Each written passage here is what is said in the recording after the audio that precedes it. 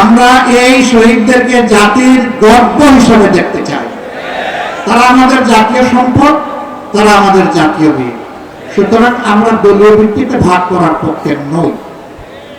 প্রিয় ভাইয়েরা, এই জন্য আপনারা লক্ষ্য করেছেন, যিনি শহীদ হয়েছেন জামাতে ইসলামী তার খবর পেয়েছে, তারপরে দৌড়ে গিয়ে হাজির হয়েছে। আমরা দেখি নাই তিনি কোন দলের, দেখি নাই তিনি কোন ধর্মের। আমরা দেখেছি তিনি ছিলেন ফ্যাসিবাদের বিরুদ্ধে একজন যোদ্ধা। এই জন্য আমরা তার পরিবারকে সম্মান দেখাতে গিয়েছি। তারা আমাদেরকে গ্রহণ করে সম্মানিত করেছে। আমরা আমাদের তৌফিক অনুযায়ী তাদের পাশে দাঁড়ানোর চেষ্টা করেছি। শহীদ পরিবারগুলো তার সাক্ষী। তবে যদি আমাদের জানার বাইরে এমন কোন পরিবার থেকে থাকেন, তারা আমাদেরকে একটু সুযোগ দিবেন, সহযোগিতা করবেন, আমরা তাদের কাছে উপস্থিত চাই। যারা আহত হয়েছেন, আমরা আমাদের সামর্থ্য অনুযায়ী চেষ্টা করছি তাদের পাশে দাঁড়ানো। কিন্তু একথা দাবি করতে পারবো না যে তাদের যে হক আমাদের উপর ছিল তা আমরা পূর্ণভাবে আদায় করতে পেরেছি। আমাদের একটা অন্তর ছিল, তাদের প্রতি ভালোবাসা ছিল, দায়বোধ ছিল, একটা প্রবল অনুভূতি ছিল, একটা আবেগ ছিল।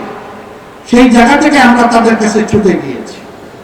আমরা আমাদের সহকর্মীদেরকে সারা বাংলাদেশে অনুরোধ করেছি, পরামর্শ দিয়েছি, তাদের কাছে যান, সান্ত্বনা দিন, কিছু করার যদি সামর্থ্য থাকে তাই করেন। আমরা বগুড়াবাসীকে অনুরোধ করব, একটি সৌভাগ্যের ব্যাপার, জাতির জন্য যারা লড়াই করেছে তাদের খেদমত করা বিশাল সৌভাগ্যের ব্যাপার। আপনারা এই সৌভাগ্য হাতছাড়া করবেন না ইনশাআল্লাহ। তাদেরকে আপনারা সমাদর করবেন।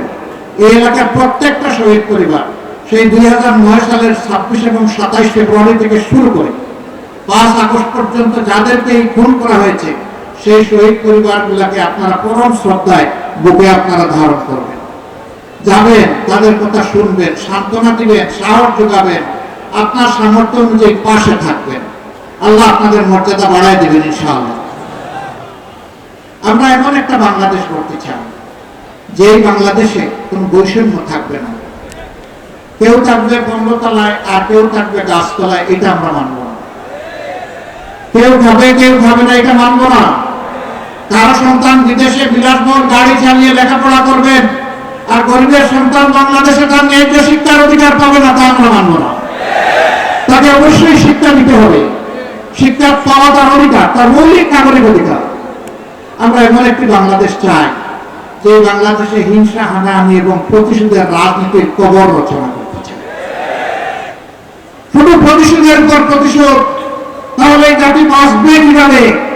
এর একটা জায়গায় পরিসমাপ্তি হওয়া উচিত।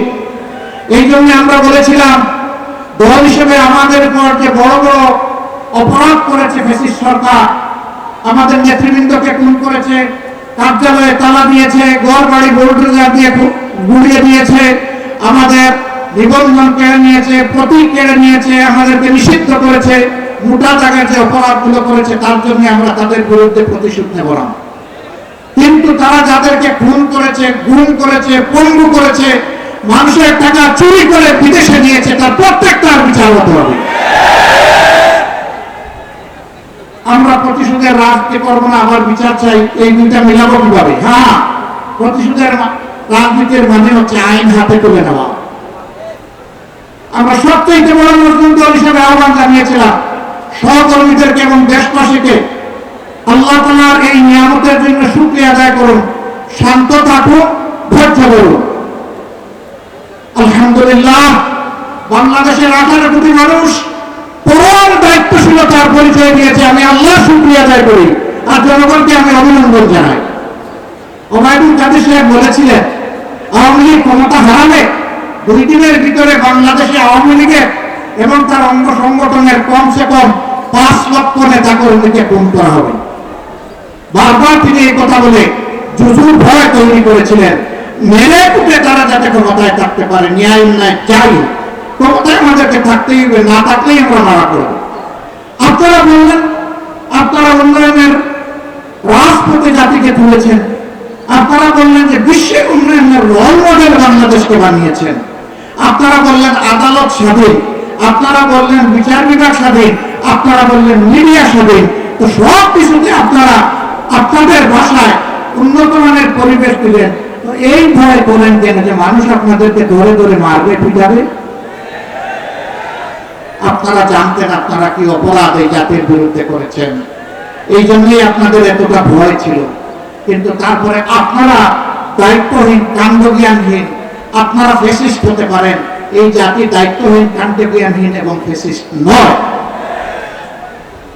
এত বড় বিপ্লবের পরে 5 লক্ষ মানুষ মারা গিয়েছে, 5,550 জন না মারা যায়নি। জাতি প্রমাণ করেছে যে এই দেশের মানুষ শান্তিপ্রিয় এবং দেশকে তারা ভালোবাসে। আমরা এই জাতির প্রতি দারুণ আস্থাশীল, বিশেষ করে আমাদের তরুণ সমাজের প্রতি আস্থাশীল। তারুণ্যের একটা কিছু থাকে, গরম ভাব। আমি একদিন মিরপুর 10 নম্বর থেকে যাচ্ছি সংসদ ভবনের দিকে, হঠাৎ একটা পিলারের দিকে আমার নজর পড়ল। এই বিপ্লবের পরে ছেলেমেয়েরা ওখানে অনেক কিছু গ্রাফিতি লিখেছে, একটা স্লোগান, রক্ত গরম মাথা ঠান্ডা। আল্লাহু আকবার। এরা তার প্রমাণ দিয়েছে গোটা বিপ্লবের সময় জুড়ে রক্ত তাদের গরম ছিল, অন্যায়ের কাছে মাথা নত করেনি, কিন্তু মাথা তাদের ঠান্ডা ছিল, তারা কোনো বিশৃঙ্খলা সৃষ্টি করেনি। এই সমাজকে নিয়ে আমরা গর্বিত, এই যুব সমাজ তোমাদেরকে স্যালুট। আমরা আগামীর বাংলাদেশ ওদের হাতে তুলে দিতে চাই। আমরা আমাদের যুবকদেরকে, তরুণ তরুণীদেরকে এমন শিক্ষা দিতে চাই যেই শিক্ষা তাদেরকে মানুষ হতে শিখাবে, আল্লাহকে ভয় করতে শিখাবে, দেশকে ভালোবাসতে শিখাবে, মানুষকে ভালোবাসতে শিখাবে, এবং তাদের শিক্ষার সাথে সাথে তাদের যোগ্যতা অনুযায়ী যে কাজ তাদের হাতে চলে আসবে। কোন মামা খালুর কোন তদবির এখানে চলবে না। যার যার মেধা এবং যোগ্যতা অনুযায়ী সেটা কাজের উপহার তার হাতে পেয়ে যাবে। সেই বাংলাদেশের স্বপ্ন আমরা দেখি। আমরা ওই বাংলাদেশের স্বপ্ন দেখি যেই বাংলাদেশে বিচারকের চেয়ারে বসে কোন দুর্বৃত্ত ঘুষ খাওয়ার চিন্তা করতে পারবে না।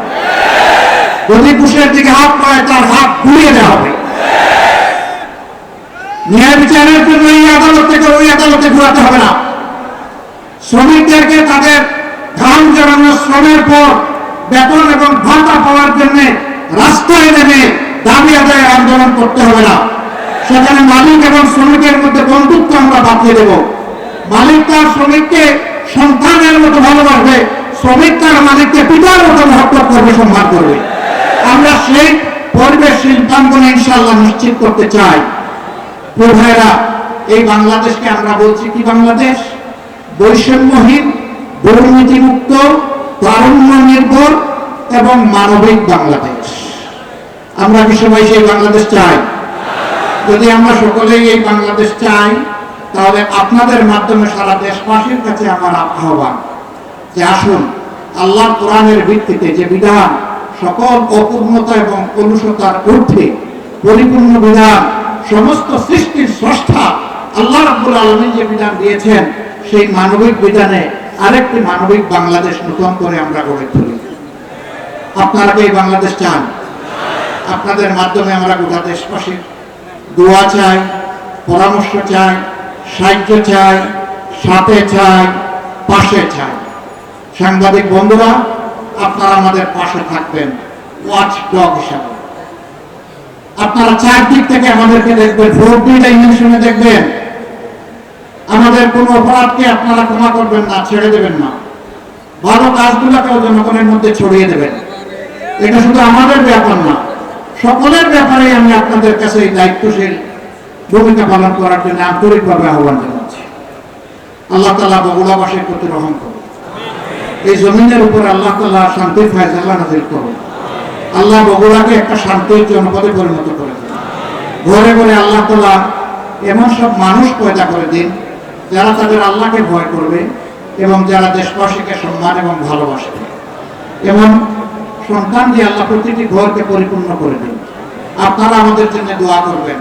এই লড়াইয়ে আমাদের নেতৃবৃন্দ কোনো অন্যায়ের কাছে মাথা নত করেননি, মাথা নত করেছেন বারবার শুধু আল্লাহ রাব্বুল আলামিনের কাছে। আমরাও যেন শুধু আল্লাহর কাছে মাথা নত করতে পারি, আর কারো রক্ত চক্ষুকে আমরা যেন পরোয়া না করি, পাত্তা না দিই। আমরা যেন মুক্তির মঞ্জিলের দিকে গোটা জাতিকে নিয়ে এগিয়ে যেতে পারি। আল্লাহ যেন সেই তৌফিক আমাদেরকে দান করেন। আপনাদের সকলকে ধন্যবাদ। আসসালামু আলাইকুম ওয়া রাহমাতুল্লাহ। আল্লাহ হাফেজ। বাংলাদেশ জিন্দাবাদ। বাংলাদেশ জামাত ইসলামী জিন্দাবাদ।